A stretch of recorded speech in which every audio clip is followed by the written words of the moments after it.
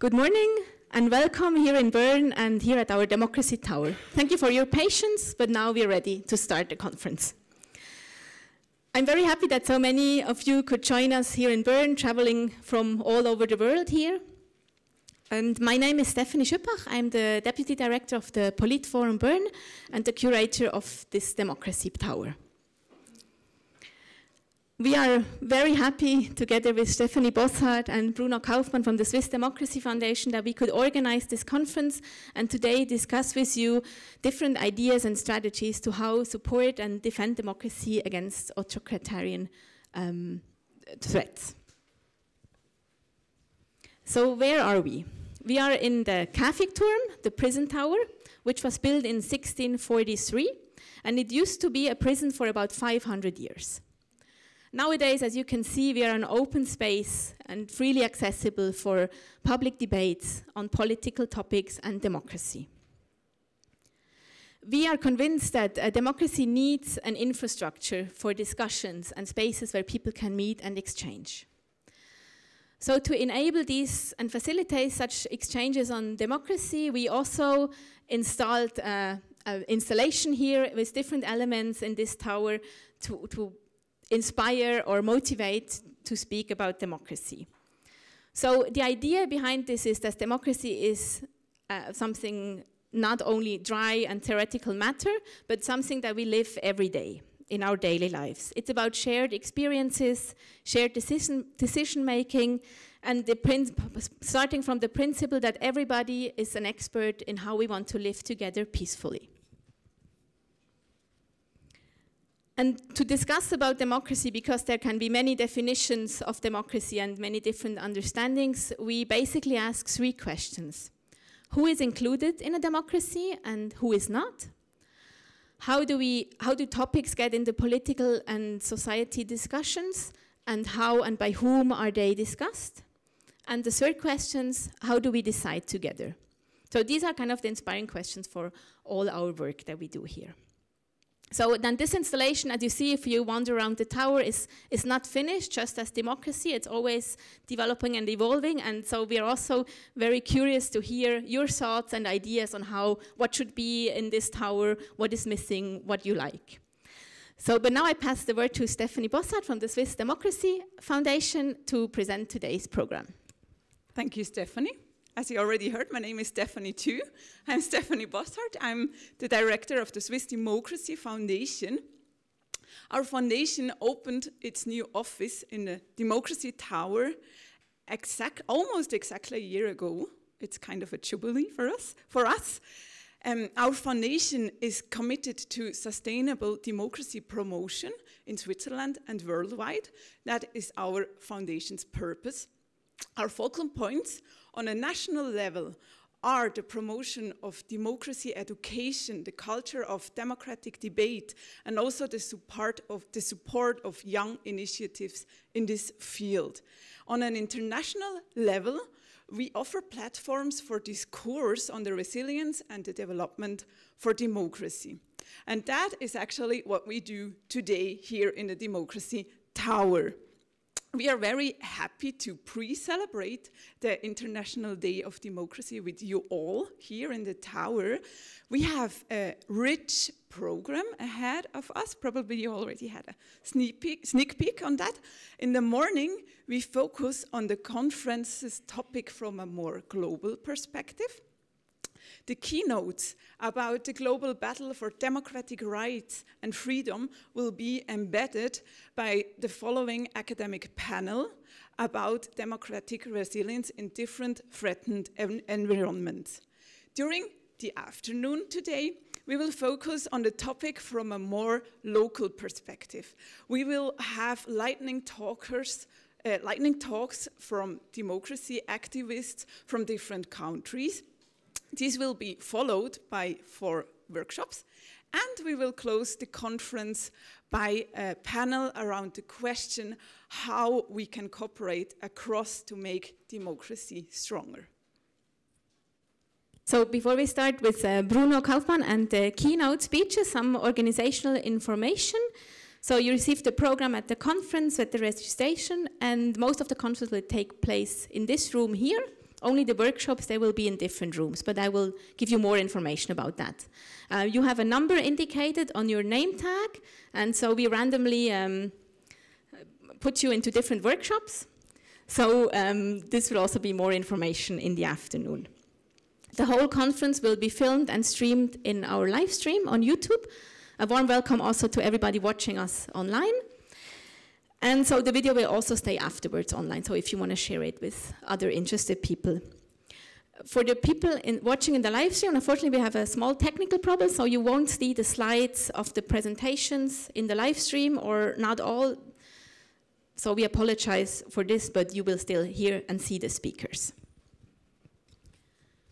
Also, as you might have noticed already, we have a photographer, Jeremy Schmidt. He will take some pictures of the conference, so if some of you would not like to be photographed, please let Jeremy know in advance so that he can take care of this.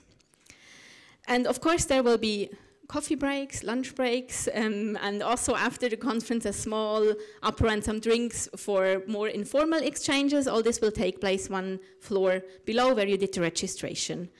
This is where our democracy bar is, and there you can also go for any information, or if you have any questions, there are always people from the team there. So now I would like to pass the word again to you, and then I finish. Thank you very much, Stephanie. We will start now. I'm very happy to hand over the word to Bruno. Bruno is, among many other functions, also board member of the Swiss Democracy Foundation, and he will lead us through the morning. Thank you, Bruno. Thank you very much. Thank you very much, Stephanie. Thank you very much, Stephanie.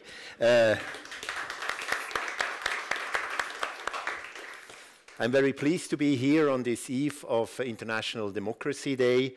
We have much to celebrate, and we have a lot to be concerned about. 2 days ago, the 175th birthday of modern Switzerland was celebrated. 175 years ago, the Swiss Federal Constitution was promulgated, which was a response to a 3-week civil war with less than 100 casualties. And since then, since this constitution has been in place, no armed conflict on Swiss territory has happened. But the Swiss constitution, as we all know, has been developed and adapted since then, with 2 total revisions in 1874 and in 1999, which introduced, in fact, in 1874, direct democracy, the right to be involved on issues, and in 1999, also with, especially for our foundation, very important article in the Swiss Constitution which obliged the Swiss Confederation to support democracy worldwide. In less than 3 months, we will celebrate another anniversary. 100 years later than the Swiss Constitution, in December 1948, the Universal Declaration of Human Rights was adopted. It was again a response to the devastations of 2 world wars, and it established the principles of human rights and human security on a global level. And also, from a democratic point of view, it also introduced the right to self-government and active citizenship worldwide, especially in Article 21, the right to be involved in the government of your country indirectly through representatives or directly has been introduced as a global human right. And this Universal Declaration of Human Rights have had a lot of consequences through different convenants, like in 1954, the International Covenant on Civil and Political Rights introduced these rights also in a more practical sense. So, where are we today? While under a high pressure in a world full of crises, we are all hearing a lot about the poly-crisis, crisis in different levels. Democracy remains by far the most popular form of government. Yesterday, the Open Society Barometer was published, offering a spotlight on both the challenges and opportunities for democracy. The poll was carried out between May and July 23 in states with a collective population of 5.5 billion people, showing that 86% of the world population want to live in a democratic state. Only 20% consider authoritarian states more capable to deliver what people need and want and provide solutions. In other words, the promises and potentials of democracy and democracies are much, much bigger than those of autocracy and autocracies. And I think understanding this tells us also something about how we can make democracy stronger and autocracy weaker. And this is the issue of our conference here today, which we will now initially introduce by 4 keynote speeches from very different places in this world, from the West as well as the East, and also from 2 important European countries. Mexico, Romania, Ukraine, and Taiwan are countries and societies which are all heading to important elections in 2024. And in all of these countries, there are autocratic forces at hand trying to weaken and undermine democracy from the outside or the inside. The world of democracy stands, in fact, at a very, very important crossroad. In the first half of the next year, the biggest ever exercise of democratic practice will be held globally, with elections coming up in all the biggest electoral democracies, including Indonesia, India, the European Union, and later in the year, also in the United States of America. More than 4 billion people will be called to the ballots next year. And while we experience today a kind of Third World War against democracy in Europe and beyond, initiated and entertained by that autocratic view in countries like Russia, North Korea, and China, we, the democratic many, have no time to lose to better understand, to develop more, to connect stronger in order to make democracy prevail over autocracy. So I want to start this morning with 4 keynote speeches, and we start in Mexico with Roberto Cardiel Heycher. He's the former executive director at Mexico's National Electoral Institute. There, Roberto also led the Department of Electoral Training and Civic Education. This spring, Roberto was one of the key hosting partners at the 10th Global Forum on Modern Direct Democracy in Mexico. And on the eve of the forum, more than 500,000 citizens gathered on different squares on Zócalo in Mexico to express their support for democracy. A very warm welcome to Roberto Heycher. Thank you.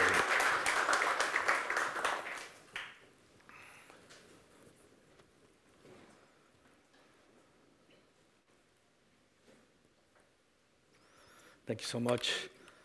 Great.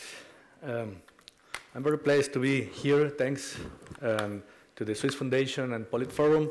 Thanks, Bruno. I think no better place to talk about democracy than a big tower with a clock to remind us that there's no time to lose to defend democracy. Today, I stand before you to discuss a pressing issue that concerns us all, not just as citizens of the world, but as Democrats. I want to take you on a journey through the recent history of Mexican democracy, from its inception to the current challenge that it faces today.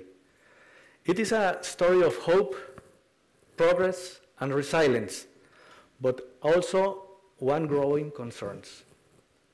Our story begins,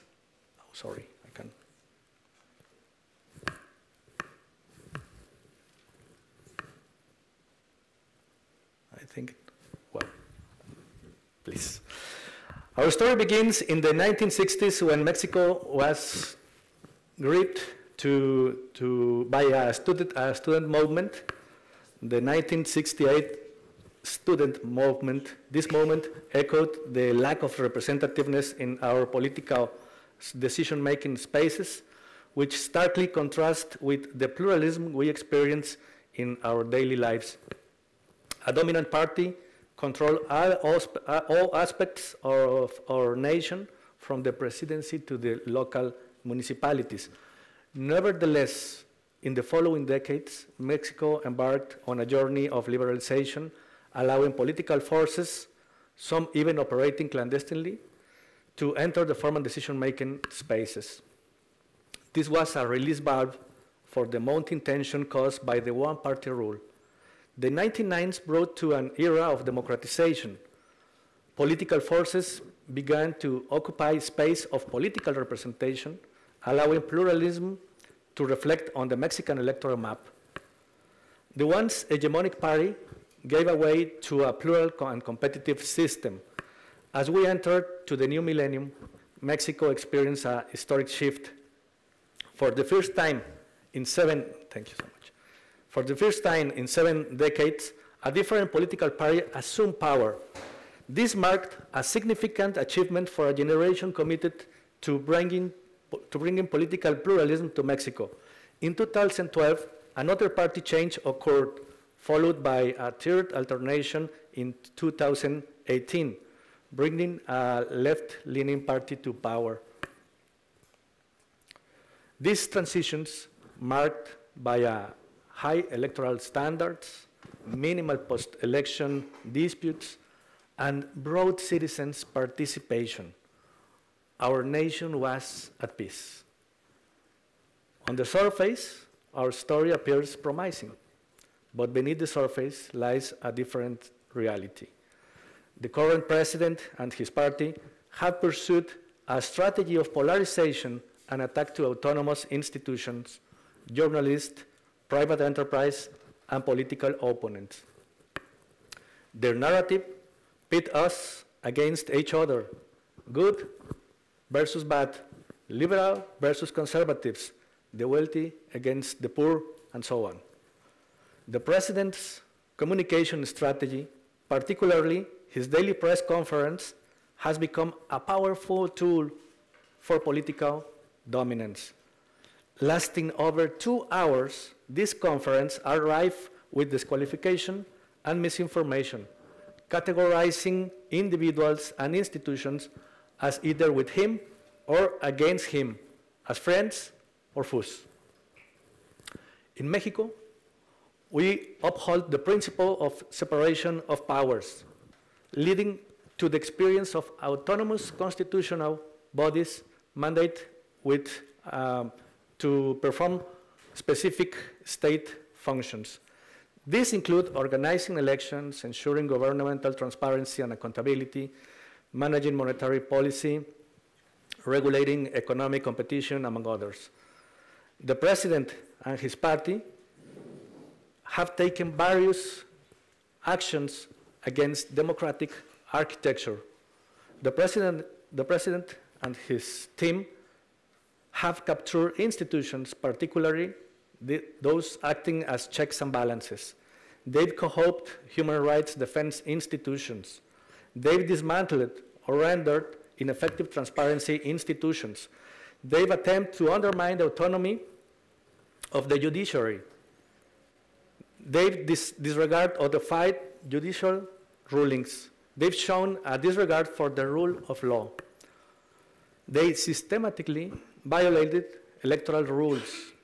They stigmatized journalists, opponents, and business people who disagree with the government's stance. They've applied ideological criteria to allocate public funds, reducing resources for inconvenient institutions, and increasing funding for clientelist assistance programs.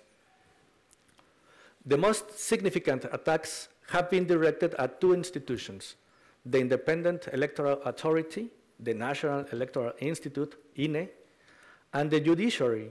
These attacks have been both discursive and persecutory. For instance, INE faced severe budget cuts imposed by the majority party Morena, led by the president. Repeat public denunciations by the majority party during the daily press conference, followed by social media attacks. Criminal charges filed against INE officials for voting against the president party interest. An attempt to diminish its powers through constitutional reform, later pursued through simple legislative change, which INE contested successfully at the Supreme Court. In addition to these conditions, warning signs indicate a decline in our democracy's health. First, erosion of a plural and competitive party system. Those who rose to power through these conditions now seem intent to dismantling them. Political polarization has fostered social polarization with a dangerous element of intolerance and even hate speech promoted by the government itself, leading to the public exposure list of individuals deemed inconvenient to the government, including journalists, business people, and political opponents. So, what can we do to uphold Mexican democracy? 5 things we thought about that. First, maintain electoral integrity. We must safeguard the integrity of our elections, ensuring they remain free and fair. Protect a free press. A free and independent press is the bedrock of democracy. It must be defended at all costs. Active citizens' engagement. Citizens must have actively engaged in defending democracy, as we have seen in recent protests, as Bruno says, in support of Iryna and democracy in Mexico. Civic education. We need to educate our citizens about democracy, nurturing future leaders who appreciate its value. International support. In the face of democratic threats, international support and solidarity became crucial.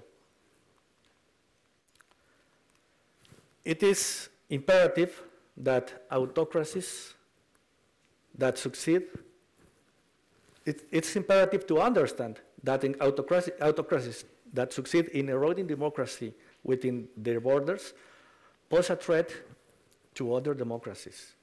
This danger goes beyond influencing other nations. It can escalate into armed conflicts, as Ukrainians know with this conflict. Not only about Russia and Ukraine, it's the way of life, democracy or autocracy in this conflict. Therefore, the preservation and sustainability of democracy must be our shared goal, allowing our civilization to endure. In conclusion, the battle between autocratic impulse and Mexican democracy, it's real, but it's no one we are destined to lose. We have the tools, the history, and the resilience to defend our democratic values. Let us remember that the strength of our democracy lies in the unity of its defenders. Together, we can overcome this challenge and ensure that democracy prevails not only in Mexico. Thank you very much, and let us stand together to defend democracy. It is our collective future and the promise of a better world. Thanks so much.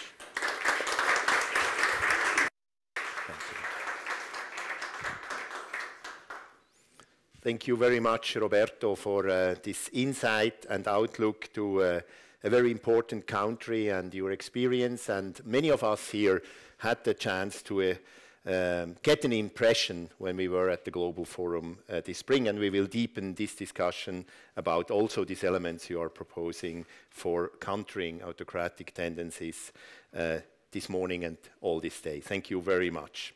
From Mexico, we go to Romania. Tana Foarfa, she is the director of europuls, a center of European democratic expertise in Romania. Since many years, Europuls has hosted Eurosfat, which is the largest citizens' forum on European affairs in Romania. And what Iryna and Roberto, and also a speaker of this afternoon, Itzel, was in Mexico this spring, Tana and Europuls will very soon become for a future event, but this news will also only be announced tomorrow. Welcome, Tana Foarfa.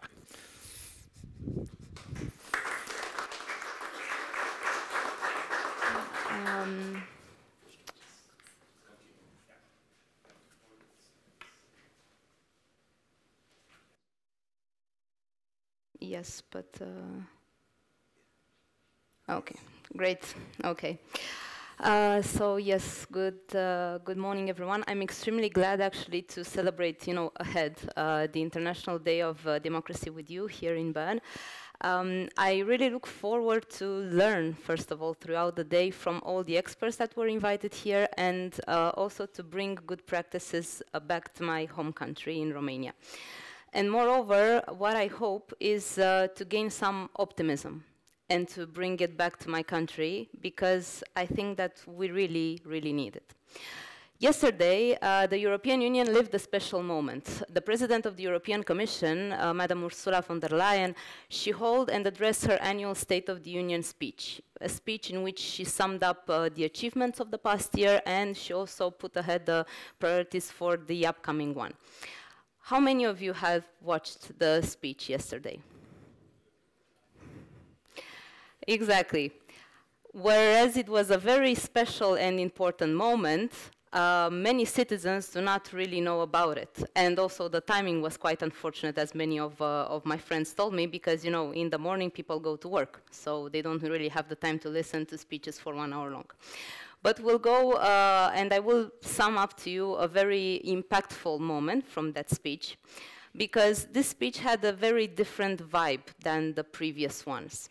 It was the last one from this legislature. Next year, we will have a new European Parliament, and indirectly, we will have a new European Commission. 300 days. This is the time until which almost 500 million Europeans will go to vote next year. And alongside with them, almost 20 million Romanians. For us in Romania, it will be one of the first tests of 2024, because Romanians will be asked to go to vote 4 times next year. So we will have European elections, we will have local elections, national elections, presidential elections, all in 2024. So basically, next year we will renew our country. And many years in a row, Romania has been praised to be one of the most pro-European countries in the EU. And I'm really proud to say that, together with my colleagues at Europuls, we really contributed a bit to that. Our NGO, Europuls Center of European Expertise, has been working tirelessly since 2010 to bring the European agenda closer to the Romanian citizens. We did this through articles, through reports, through workshops, dialogues, debates, trainings, input to national authorities, everything that you could name. We put all our volunteer efforts to create a European public space in Romania. There have been many important moments in the Romanian history that, the people have shown their will for freedom and their belief in democracy. And I think that you have maybe one in mind, 1989. Maybe this tells you something. It was the moment in which my parents and the parents of many people my age interrupted our autocratic leader, Ceausescu, saying no more, saying we want freedom, we want liberty. And these parents raised their voices, for democracy and for freedom. But my generation, unfortunately, or fortunately enough, did not live that moment. We were born after 1989. So for me and for many young people my age, the peak of our belief in democracy happened actually in 2017. Maybe you remember, maybe you read the press a couple of years ago, but in 2017, 500,000 Romanians took the streets in Bucharest to protest against the government, to protest against the decrees that were announced late in the night, that were weakening the fight against corruption, that were modifying overnight the criminal code in Romania, provisions regarding abuse of power. Everything was supposed to, give more freedom to people that were committing different acts of corruption, particularly politicians. Young Romanians were not able to stay for that, and they stood up and they took the streets during the night. And this is the spirit with which half of Romanians went to polls back in 2019. It was one of the highest turnout that Romania had ever in the elections.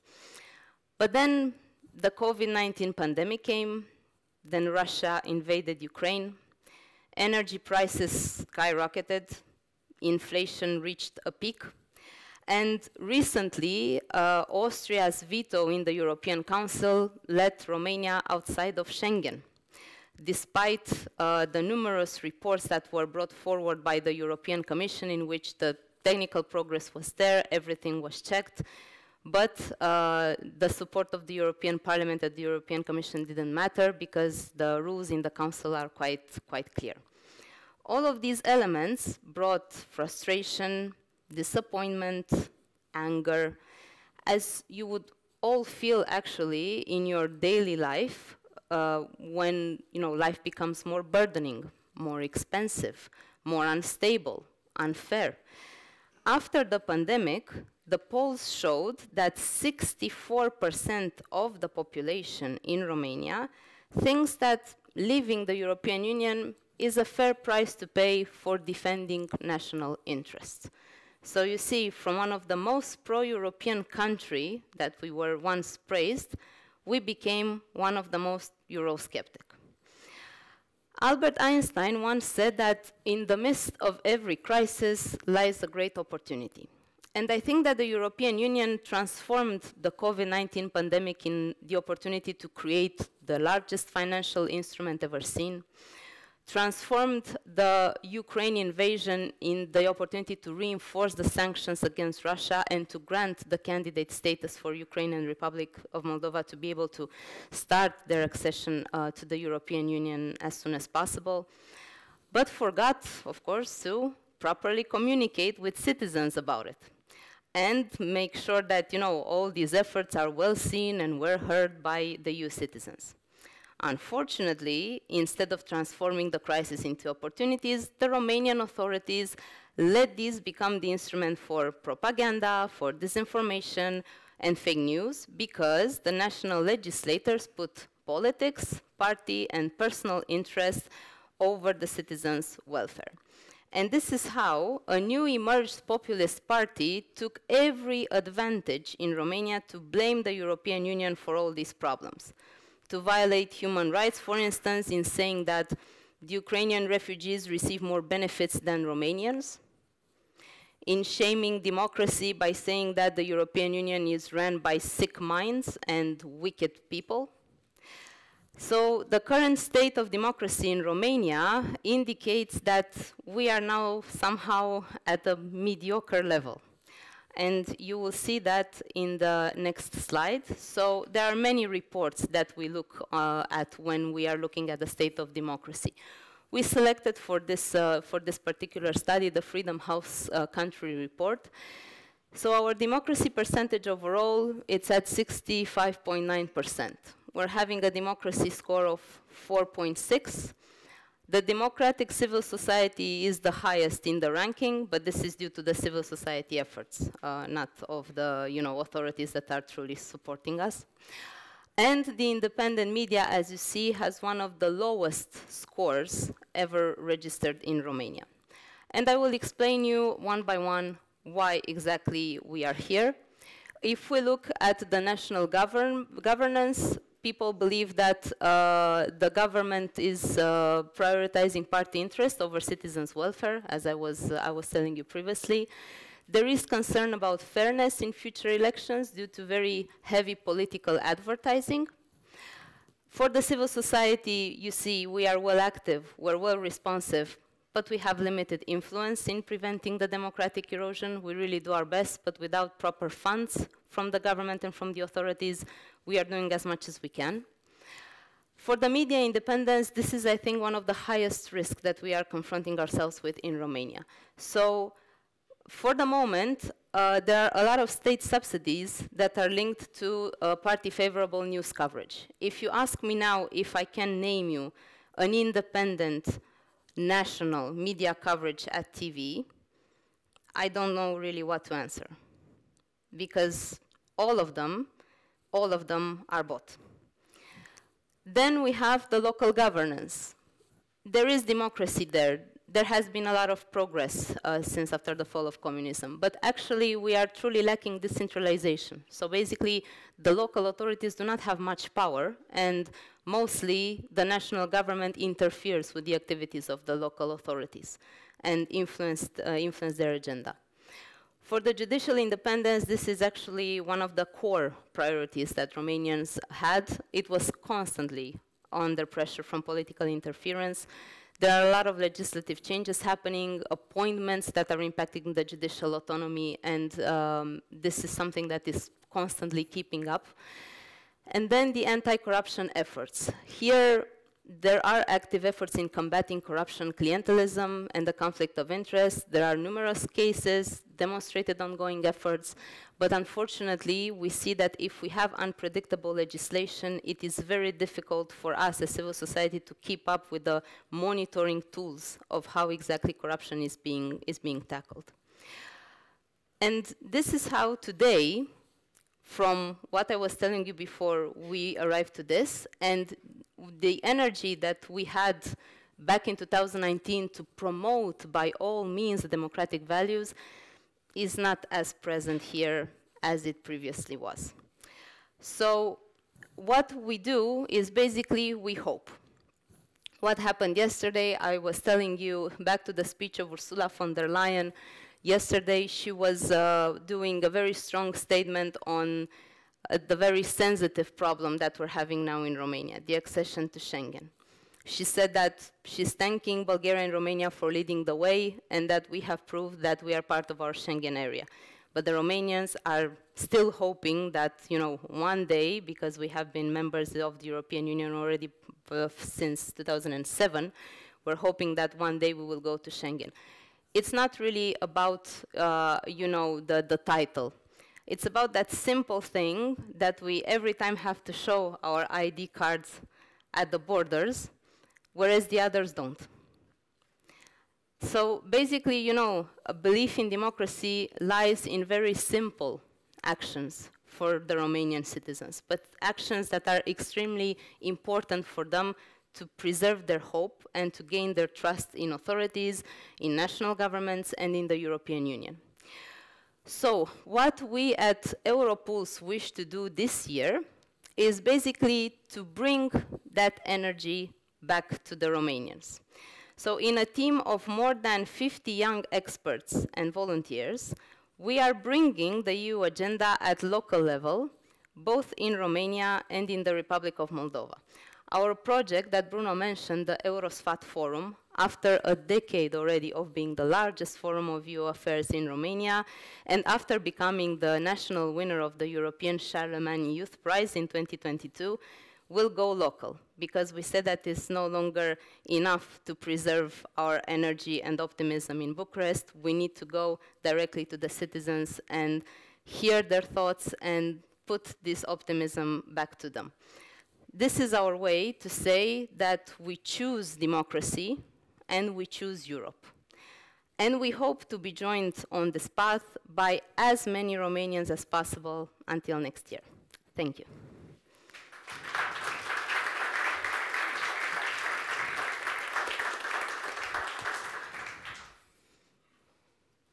Thank you very much, Tana. I can just say a few weeks ago I took the train from Stockholm to Bucharest, and leaving the Schengen area in the night was much more disturbing than entering Romania when you look on the control. So thank you very much for your insight and also your sharing about the importance of transnational cooperation in the framework of the European Union. And I think this is also very important for our next keynote from Ukraine. Iryna Venediktova is the ambassador of her country to Switzerland since last year. Is that correct? After having served as Prosecutor General of Ukraine for several years. Representing a major European democracy which has become the target and victim of the bloodiest and most comprehensive foreign attack since World War II, you deserve all our respect, solidarity and support at a conference like this. Madam Ambassador, our thoughts are with your brave people today. You have the floor. Thank you.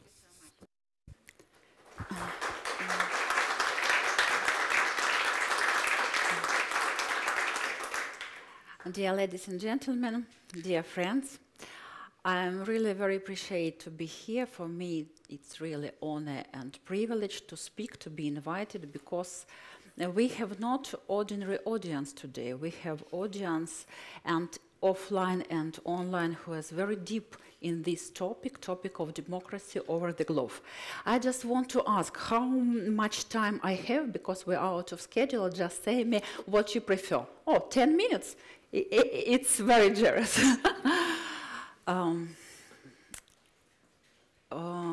I want to start from the reality where we now in Ukraine. In Ukraine, we are in 18th month of full-scale invasion. In Ukraine, we are in the 9th year of the war. In Ukraine, we are in real fighting for democratic values, for values of freedom. You know, for us, it's not only beautiful words. For us, it's real life. When 1 million people went to frontline, men and women, to fight with aggressor. And it's a question not only to Europe, we mentioned about today European Parliament, but it's maybe a question to all the globe. These 9 years, how democracy worked for Ukraine. These 10 years, how democracy worked for Syria. Yes, we spoke about refugees everywhere, but the refugees is the result of ongoing, continued wars, not conflicts, wars.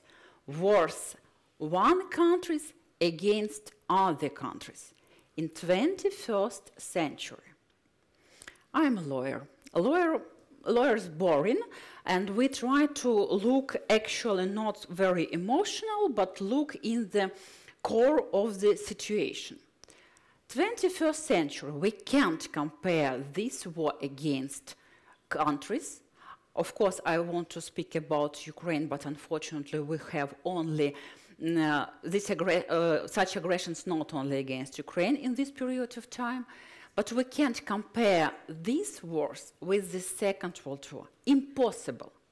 Just remember, before the First World War, it was a part of politics of other states. Then countries decided to do how to live further. Actually, we now in the Switzerland, the cradle of direct democracy, cradle of neutrality, and just remember again how it started. When mercenaries on the conflicts parties, both sides were Swiss militaries. After that, society and state decided to change something. It was 200 years ago. But again, come back to the First World War. Started even to understand, and this war could not be a part of politics. It should be stopped. Then the Second World War. After the Second World War, we had results of Nuremberg Tribunal, Tokyo Tribunal, we had Geneva Convention, we had the international humanitarian law, and this century, 21st century, it is century of Rome Statute. We have international criminal court. Actually, we can speak about the war on the Balkans, in Yugoslavia.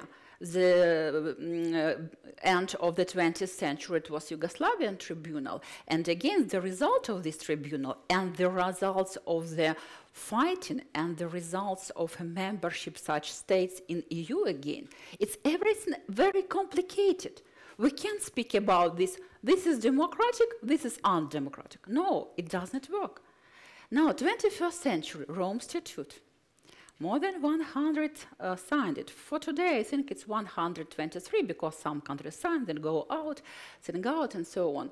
But now 123 countries signed Rome Statute. Switzerland signed it too. It means that we have in Rome Statute 4 main crimes. Crime of aggression, war crime, crime of genocide, and crimes against humanity. And when we speak about neutrality, I am here since December, but presented credentials on 10th of January and started to be active ambassador. I never speak about neutrality and law, never, because we respect all basic principles in all states. As a democratic country, Ukraine, we speak only about crime of aggression and war in the 21st century. As a minimum for 123 countries, it's not a war. It is crime of aggression. And we are, if we are representatives of states who live under the rule of law, we should do everything with states, with authorities, with citizens to stop crime of aggression. And this is absolutely other level of understanding, of meaning, of architectonic. And now again we speak about war of Russian Federation against Ukraine.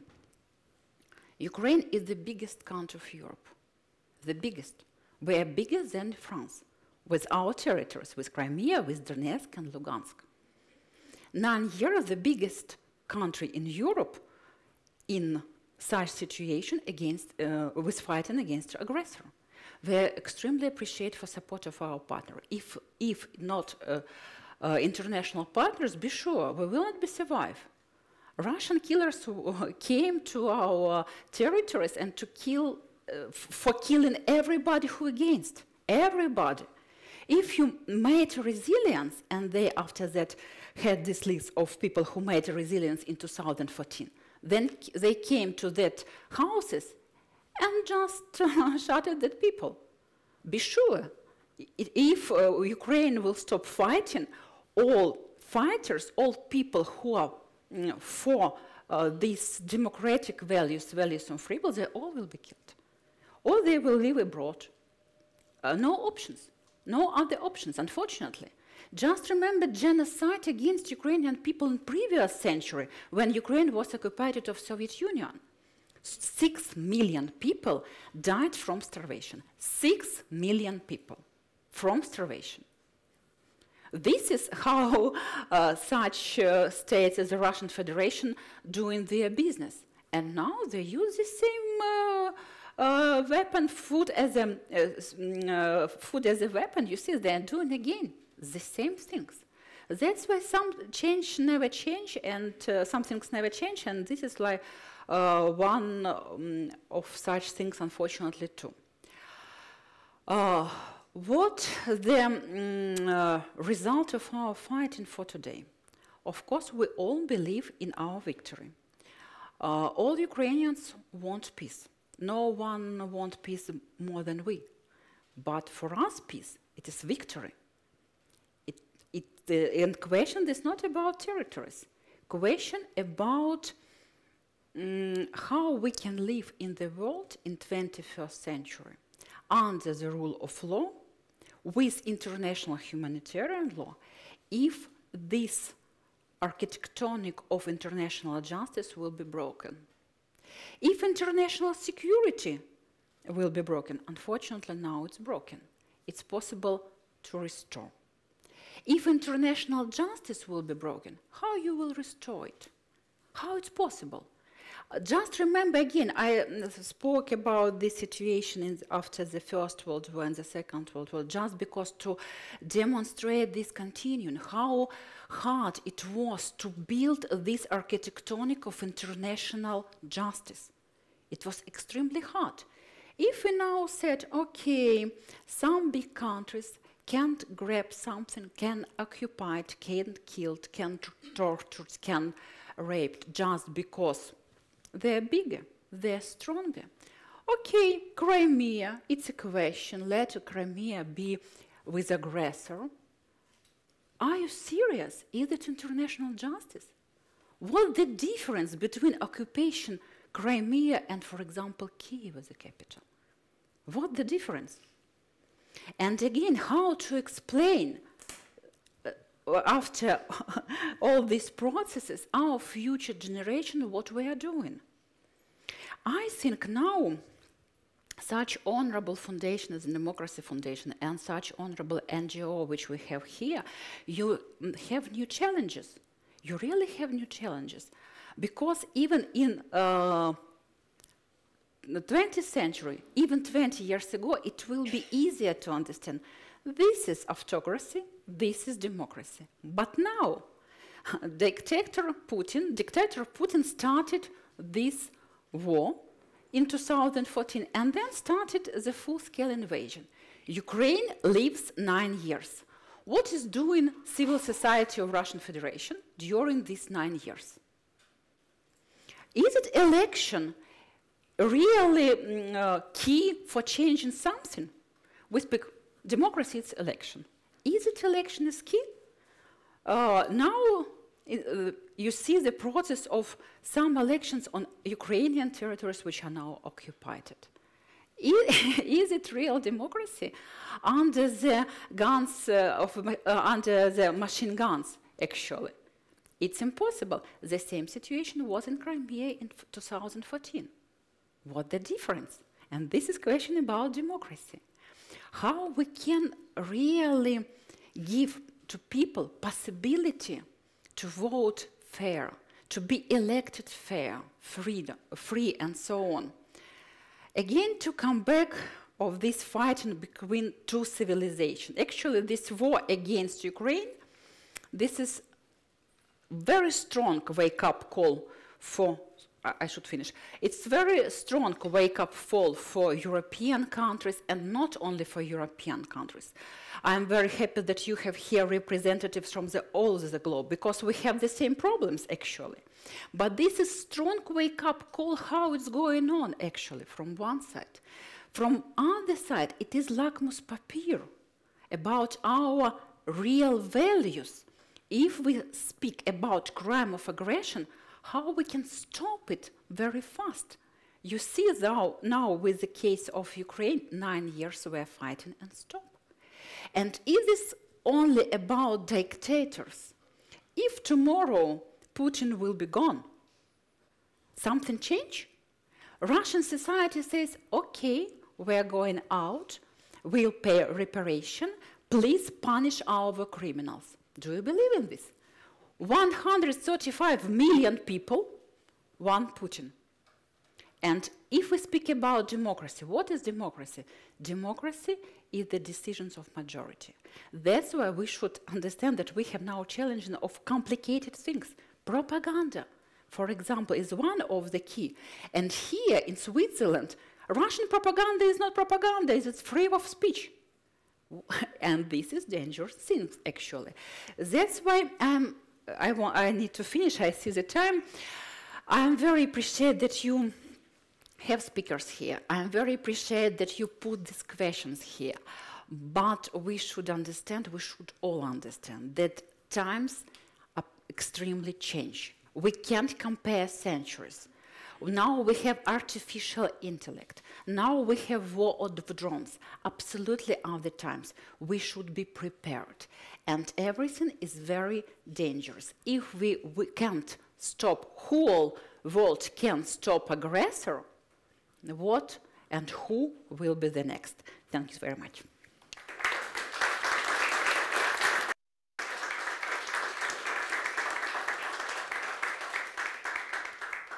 Thank you very much for your sharing, and I think what you told exactly about this idea that if an autocrat is living, one person, a personalized autocrat is living, then everything will be good. I think this is exactly what is the big, sometimes a wrong hope that autocracies disappear if some leader which personalize it disappears, because it's not one person. It's a mentality. It's a culture. It's a experience also of not having lived in a democracy, of course. And I think this brings us to to the spot, to the point, and that's also, I think, makes very much sense that we now are looking to Taiwan. Andrea Yang, she's the Deputy Secretary General of the Democratic Progressive Party in Taiwan. She has worked in the Ministry of Culture, the Taiwanese Parliament, and Office of the President. Taiwan is labeled as Asia's most developed democracy, and probably also therefore under continuous threat by a powerful autocratic neighbor. You have the floor, Andrea.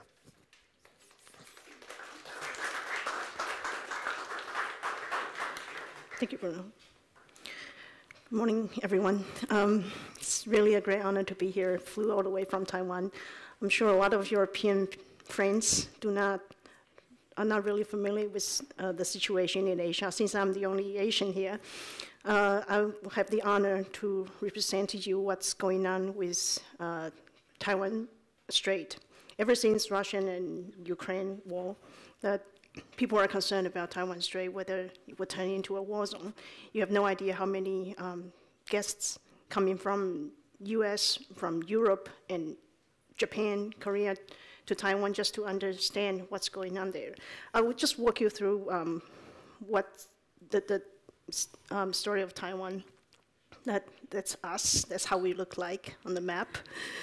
Then this is we have 23 million people here. I picked this picture. It used to be one of the tallest buildings, called Taipei 101, and this is how we show our tribute to what happened when Russian and Ukraine war burst out.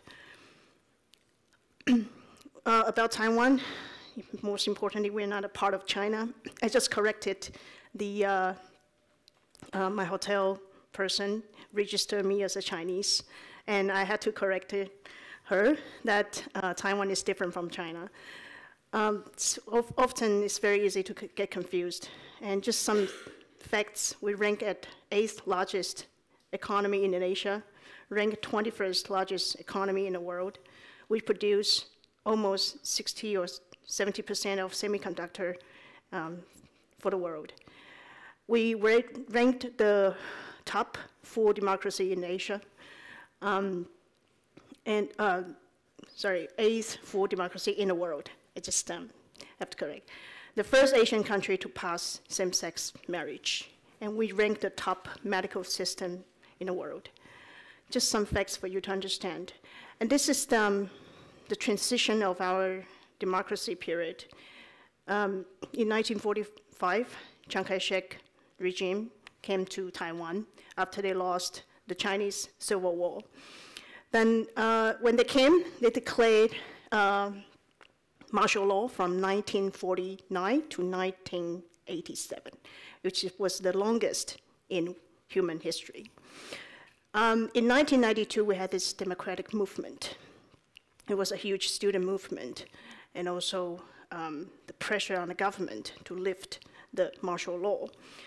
The martial law was lifted in 1987. It was when political parties were allowed to establish, which was my party, Democratic Progressive Party, where it was founded, when it was founded. In 1996, we had our first direct presidential election.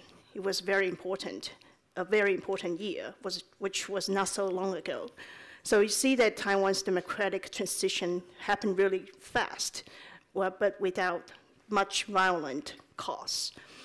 In 2000 to 2008, it was the first power transition in Taiwan after 1945. So we came to power in that millennium, and it was very important for the local Taiwanese to be elected as a president. 2008 to 2016, KMT was back in power because it was during the time when China's economy was doing very well. That the Taiwanese business people and the Taiwanese people believe it was important for Taiwan to be economically engaged with China. So the KMT candidate and the KMT party was favored in that period.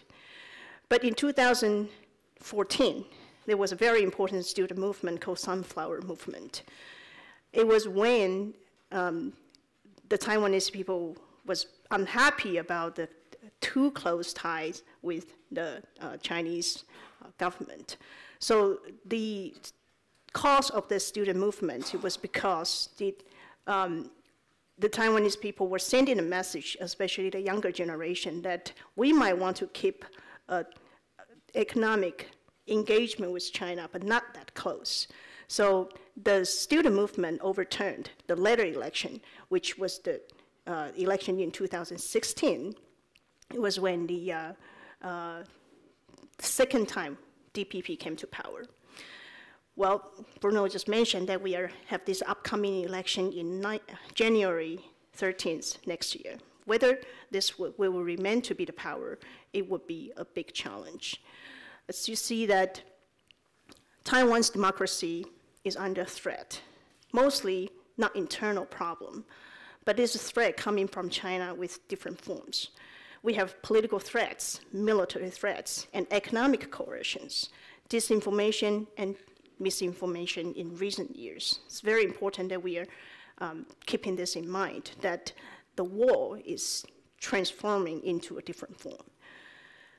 I want to talk about the political threat, that in 2019, Xi Jinping openly said that China would implement one country, two systems, like what they did in Hong Kong, which Hong Kong was clearly a failure.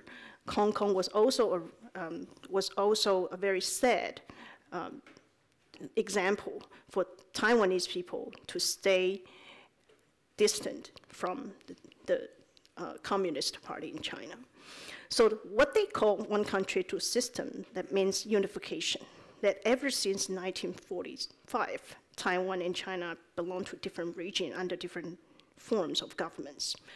That Xi Jinping wanted to take over Taiwan and take Taiwan to be a part of its territory. And that's a huge thing, and it's a huge issue between US and China as well, because Taiwan stands on a very important strategic first chain island geopolitical position. And that's the busiest time, that busiest zone in Taiwan Strait and South China Sea, the commercial maritime activities. And it's very huge, enormous economic interest and also conflicts between US and China and the rest of the democratic world.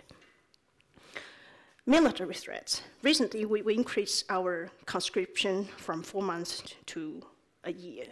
It's very important that we need to tell the world that despite the completely unbalanced military capacities and capability, we need to be prepared, like what Ukraine did, peace through victory.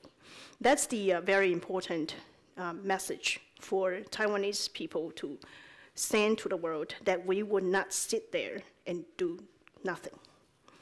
This is what happened in 1996. There was the first missile crisis in Taiwan Strait. You see that Chinese PLA sending Korea and troops to the northeast and also the south side of Taiwan. Back then, the US had to send a Korea to the northeast sea to protect Taiwan. So it was a very serious situation back then. In recent development, you were probably aware that US spokesperson Pelosi visited Taiwan under a very dramatic scenario. So it happened again, that this is supposed to be a medium line that China is supposed not to cross under any circumstances.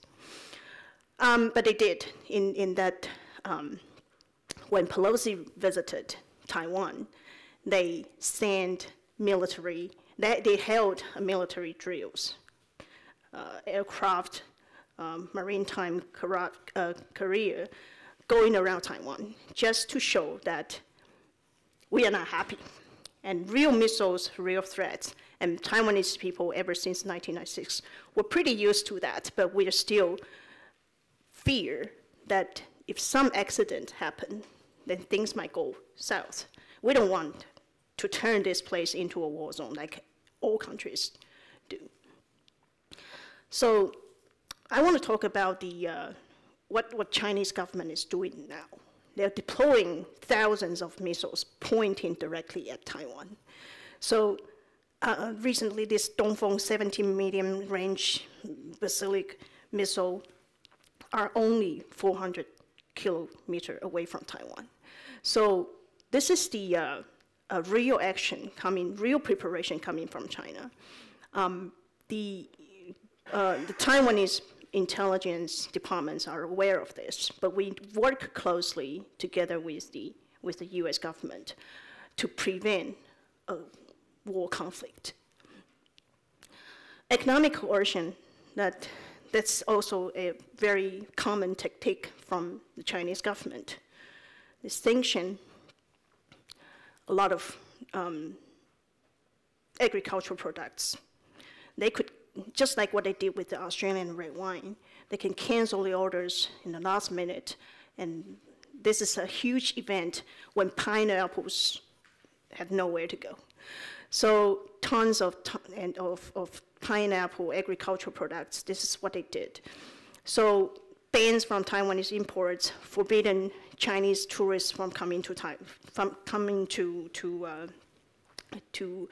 Taiwan, to create Taiwan's internal pressure and conflicts, to push the government or push the democratic sides that we want to put money and financial benefits before political interest, or let alone core value system. Just let's talk about business first. That's what the Chinese government wanted to do. I brought some pineapple cake for you to just have a taste of freedom, and that's very. That's what it was. It was a chaotic and crazy period. How we try to help with the farmers. Disinformation and misinformation. This is very common. This is a picture from Wall Street Journal. Say Taiwan is ground zero for disinformation, and how we're fighting back. We're still trying to find a way to do that. This is what we do every day, like correcting information, using different cars in this campaign season. Hundreds of, we chase one after another just to correct information. But rumors spread quicker than the truth. So this is the official document when our vice president was visiting Paraguay. And this is a document faking to be that the Taiwanese government is funding the Paraguay government with the social housing, like for billions of dollars, which was not true. But you could see it was pretty. It was a signature. It looks like a real document. Then we had to make some correction on this ridiculous event. But this is a daily event in Taiwan now. And also some misreport, even mysterious quotes on Financial Times saying that the US is skeptical about whether our vice president, who is also our current candidate,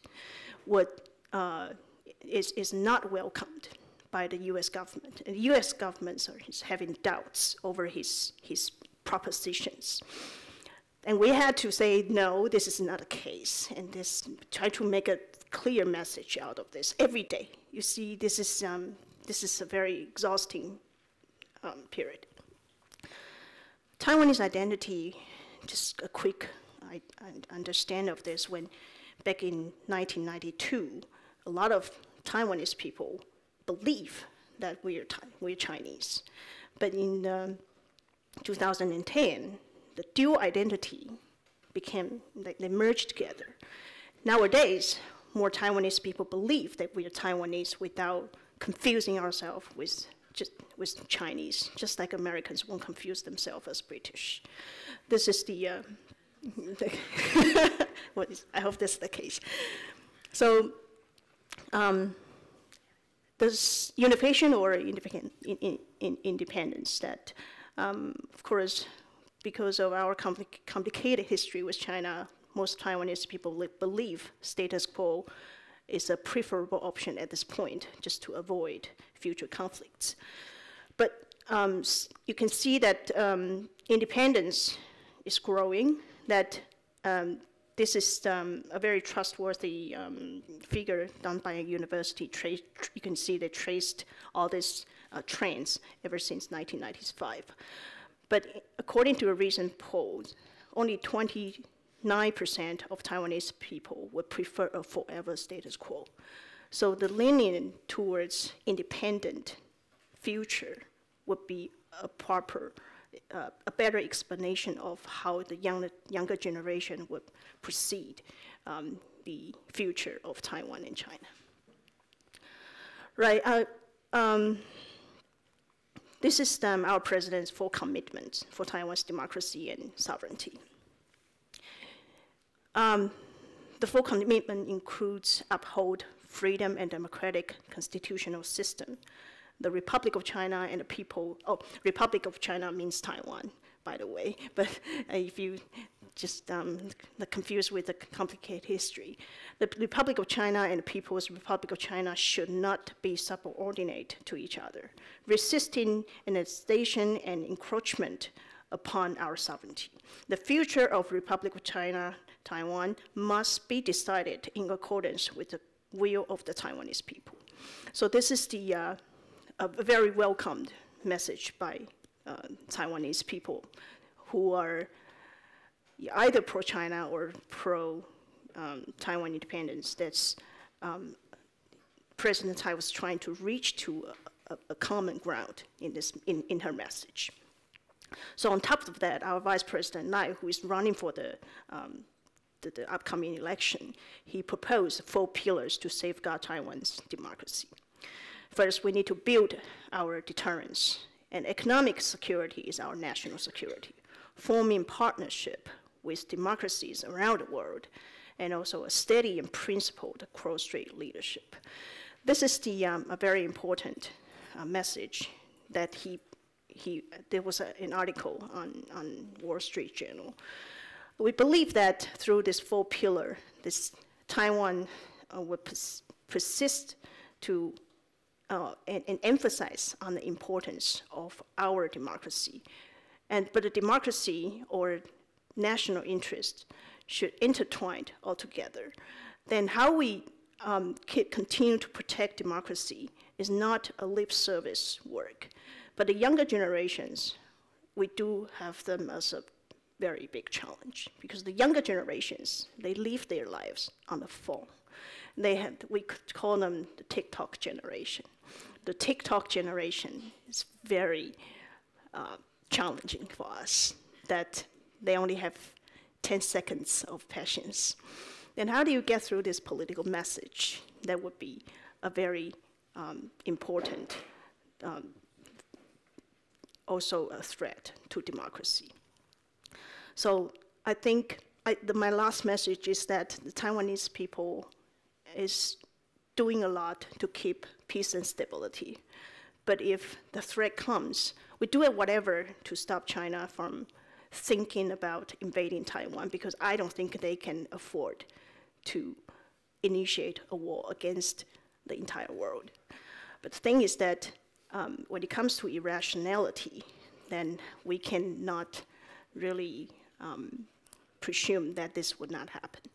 But the important thing is that democracy and autocracy, this is a rivalry in Taiwan's election. Then we would hopefully once again send the right message to the world and also to China, that the Taiwanese people are having this strong will to protect our democracy under any circumstances.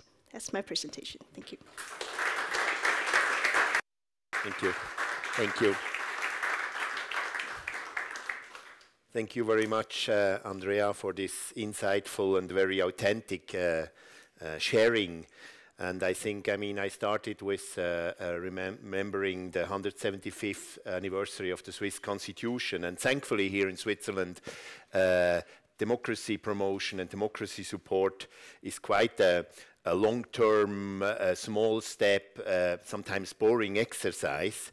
But what we learned also this morning on a global level, because also Switzerland is part of the world, is that the work and the support for democracy is in fact exhausting. It's an existential fight, not only against autocracy, but also for the world of humanity. And it's a very complex and very hard fight, because it's not enough to say no to the bad things. It's also the work to say yes to the good things, which can be very diverse, because democracy is about openness, about diversity, about freedom, and about fairness in society. So I think we got a very strong start of this day, which allows us to discuss how can we better work together, support each another to make this fight a successful one, to make it a victory. Thank you very much of all of you, and I think you can all come up to the stage here for a picture, and also you will get something from the Democracy Tower. So Tana, Iryna, Andrea, and Roberto, please stand briefly here. Yeah. So. Yeah.